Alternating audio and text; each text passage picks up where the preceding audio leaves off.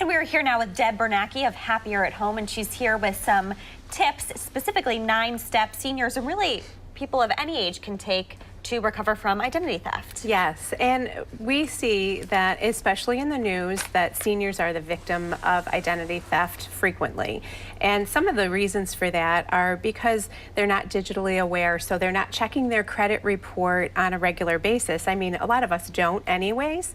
But so even if they are a victim, oftentimes it's late by the time they find out. And also they've accumulated wealth and they're very trusting. So sometimes after things like this are discovered, we need to make sure we're taking steps for this not to happen again, and also to make sure we're repairing the credit. And so they're able to continue on with their life and be able to utilize the health system and everything like that without having to worry about anything. So there are some really important phone calls to make, and documenting everything you do is one of those things while you're making phone calls. So one of the things you don't really think of is to call the police department and see if you can register a report for your identity theft. Sometimes they won't take that for identity theft, but if you ask them to file a miscellaneous incident report, that's a possibility as well. Yeah. I wanted to ask, what are some red flags, or what are some of the scams that the elderly or senior citizens are susceptible to or vulnerable to? Mm-hmm. Well, we see with our clients with Happier at Home that we're protecting them from mail fraud, where they're having things mailed to them and saying this is a bill and you need to pay it, and they pay it. Or it looks like a bill and they're paying it.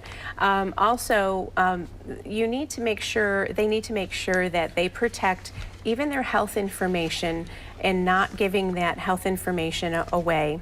There's other scams where people will call them as well. It's happened while I'm sitting there with our patients. Wow. Where people call, ask for their identification, identifying numbers like Social Security, date of birth, names, even the maiden name of their mother. And they give that information so freely sometimes because they're trusting. And so those are ways also to help prevent that, is to be aware of the ways that they will contact you too. Especially in the news, we see a lot of very scary scams, especially with the older population.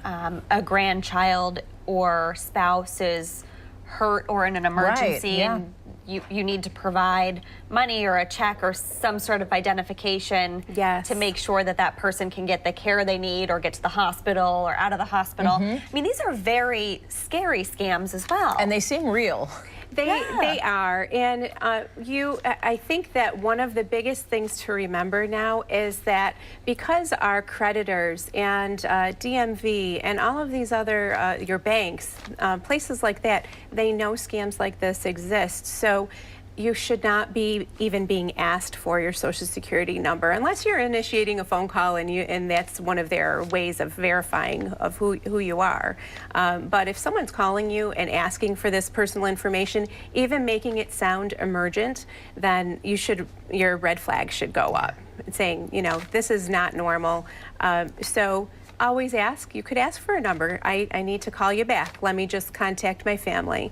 And also, honestly, sometimes family members are the people who are the perpetrators. Oh, wow. So we also need to protect against that. And that's where filing a police report. And for those who are not sure if they have fraudulent charges, always checking with the 3 major credit bureaus. So that's Equifax, there's TransUnion, Experian. Yeah. So those places, those are a good, the credit bureaus, you should let them know if you're a victim of fraud, so they could put a fraud alert on your account as well. Good places and you to can go. Also, and don't fall for scams that they say we'll repair your credit.